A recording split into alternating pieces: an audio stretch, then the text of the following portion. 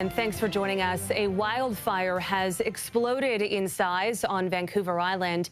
The Cameron Bluffs wildfire has grown from 25 to nearly 110 hectares. The flames still cutting off highway access to Port Alberni and the west coast of the island.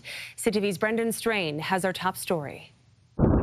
As helicopters, water bombers and skimmer planes work to contain an out-of-control wildfire near Cameron Lake, Dawn and Christine watch in disbelief. It's a little scary. Like dry tinder going up. The pair that's camping at Cameron Lake Resort captured this cell phone video of the wildfire last night. You could actually see the trees burn up. The 25-hectare wildfire began early Sunday morning. By this afternoon, it had ballooned to 109 hectares. I don't think it's going to reach the campsite, but who knows with a fire, right? This morning, the fire came dangerously close to Highway 4, forcing RCMP to close the road, the only major highway connecting Port Alberni and the west coast to the rest of Vancouver Island. Certainly when the announcement was made today that the road was going to be temporarily closed, there was a lot of concern in the community. Never seen this in my whole time that we've lived here, that we've run the resort here.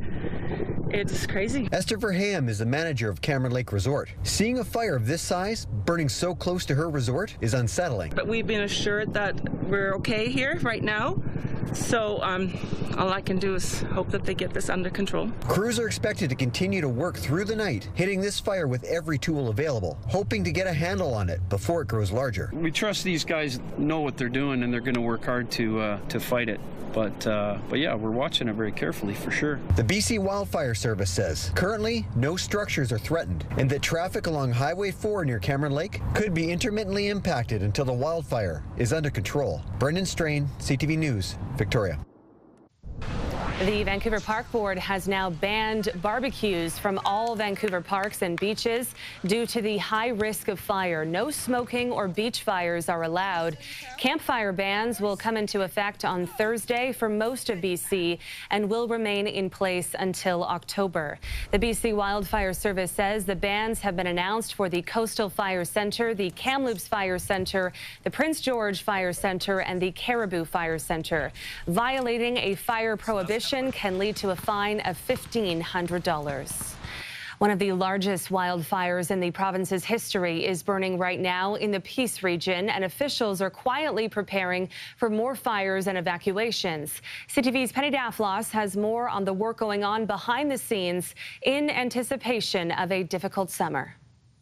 All that red represents extreme fire danger, showing BC has become a tinderbox poised for an explosive fire season, with homes and people in the path of unpredictable flames. With it being much hotter and drier, that we anticipate more evacuations will be occurring in a larger scope and scale. Behind the scenes, Emergency Management BC is already gathering supplies and compiling lists of community centers, gyms, even campsites where evacuees can find safety. We have to be flexible and we have to be able to move quickly when required. Other provinces have been relying on the Alert Ready emergency text system, now approved for wildfire notifications in BC. As soon as you enter an area where the alert is still active, the phone will trigger. And it could see considerable use if the dire forecast is accurate. For most areas of the province, it's a matter of when, not if, you will be threatened by a wildfire. The Mammoth Donny Creek Complex in northeast BC is already one of the biggest wildfires in provincial history, with people forced from their homes and 2 field hospitals already on standby in Prince George. When you think about evacuees, don't only think about long-term care homes evacuating or hospitals evacuating.